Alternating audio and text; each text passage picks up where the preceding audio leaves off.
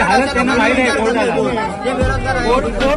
उलट सरकारला विचारणार. तुम्ही कोर्टात मांडू शकता बाबा 2010 पासून 12 पर्यंत 2010 पासून आतापर्यंत 24 पर्यंत बेरोजगार आहेत.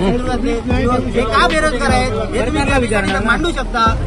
तशा पद्धतीने काम सरकारचं आहे. आम्ही रोजगार आणू शकतो का?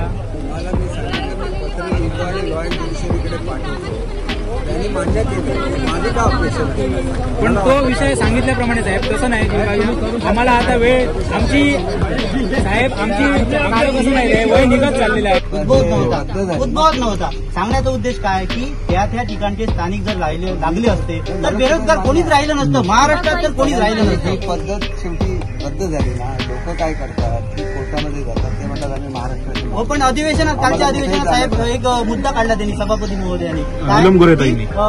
यवतमाळची काहीतरी एक शिक्षिका इकडे आली. त्यांचा मुलगा छोटा होता आणि तो छोटा मुलगा मला वाटतं ते 7 आता किती बदली म्हटल्यानंतर 5 वर्षांनी जाणार देश. 5 वर्षानंतर गेल्यानंतर 1 मिनिट 5 वर्षांनी नाही जाऊ म्हणजे ऐकून तरी घ्या. 5 वर्षांनी किंवा 7 वर्षांनी गेल्यानंतर तो मुलगा मोठा होतो. त्यामुळे याच्यावर उपाय काय असं त्यांनी महाजन साहेबांना विचारलं. त्यावेळी या प्रश्नाचं उत्तर त्यांनी सांगितलं की याच्यावर कार्यवाही करतो. पण याच्यावर माझं उत्तर असं आहे की त्या जिल्ह्यातील त्या स्थानिकांची त्या ठिकाणी जर जिल्ह्याच्या ठिकाणी जर भरती केली तर प्रश्न सुटणार आहे. आणि दुसरी गोष्ट बदलीचा प्रश्न मिळेल होऊ शकतो.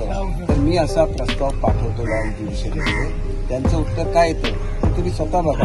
डीएड बेरोजगार संघर्ष समिती अध्यक्ष या ठिकाणी आज सन्माननीय शिक्षण मंत्री महोदयांनी आमच्या आंदोलनस्थळी भेट दिली.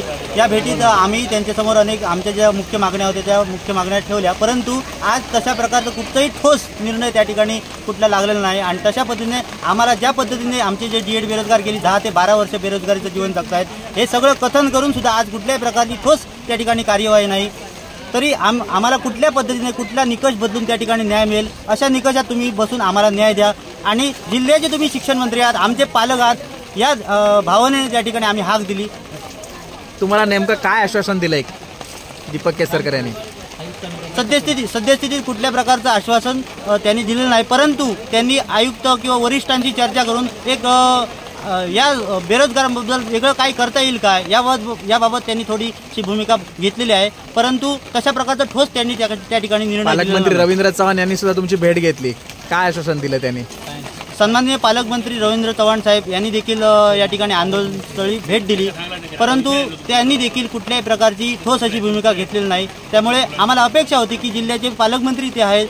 यापूर्वी सुद्धा गेली 2 वर्ष आम्ही या ठिकाणी झगडतोय परंतु कुठल्याही प्रकारची भूमिका आजपर्यंत त्यांनी घेतली नाही. त्यांनी ती भूमिका घ्यावी कारण जिल्ह्याचे पालक ते आहेत. कोणताच न्याय मिळाला नाही तर तुमची काय भूमिका असणार आहे? या ठिकाणी जर कोणताच जर न्याय मिळाला नाही तर आज जिल्ह्यातील जे तमाम डीएड बेरोजगार धारक आहेत त्यांचे पालक आहेत त्यांचे मित्र परिवार आहेत तर तोंडासमोर विधानसभा आहे. या सर्व लोकप्रतिनिधींनी याची दखल घ्यावी. तोंडावर विधानसभा आहे त्यामुळे आज तमाम सिंधुदुर्गवासीय डीएड बेरोजगारांची एकी जी काय आहे किंवा त्यांचे नातेवाईक काय करू शकतात त्यांचे कुटुंब काय करू शकतात हे नक्कीच आम्ही भविष्यात दाखवून देऊ.